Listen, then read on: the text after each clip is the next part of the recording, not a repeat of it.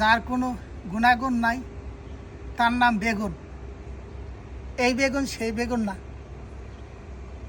এই বেগুন হইল একটা তরকারি।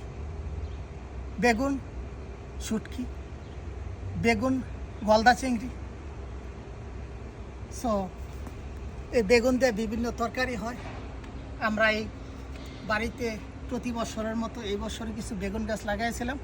আলহামদুলিল্লাহ প্রচুর ফলন হয়েছে, এখন হারভেস্টিং করতেছি। সো বিসমিল্লাহির রহমানির রহিম। এই হলো বেগুন আমাদের। বন্ধুরা, আমি টবের মধ্যে অনেক বেগুন লাগাইছি, মাশাআল্লাহ কত সুন্দর সুন্দর ফলন হয়েছে। আপনারা ইচ্ছা করলে এইভাবে টবের মধ্যে লাগাইতে পারেন। হ্যাঁ, সো এতে আপনাদের চাহিদা মিটবে এবং একটু আনন্দও পাইলেন।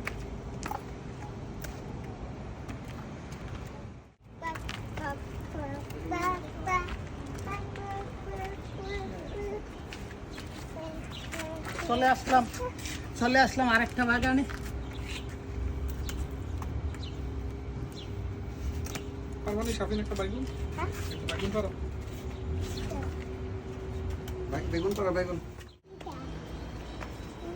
এখানে আমি মাটির মধ্যে সরাসরি লাগাইছি। এইখানেও কিছু ফলন হয়েছে মাশাআল্লাহ, বাট এখনো রেডি হয় না হারভেস্টিং করার জন্য।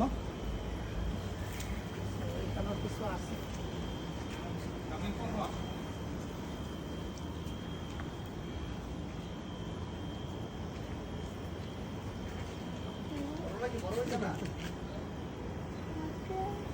এবার যাবো আরেকটা বাগানে, সাথে থাকুন। শাফিন, তুমি কি বেগুন পারছো? বাগানে সো এখানের বেগুনগুলা এখনো পোক্ত হয় নাই, পাড়ার মতো তেমন উপযুক্ত হয় নাই, খুবই কচি। সো আপনারা যারা সবজি প্রেমিক, বাড়ির আশেপাশে ইচ্ছা করলে আপনারা দুই একটা গাছ লাগাইতে পারেন। হ্যাঁ, সো নিজের হাতে তৈরি সবজি খাওয়ার স্বাদই আলাদা এবং আনন্দই আলাদা। ভালো থাকবেন সবাই, আল্লাহ হাফিজ।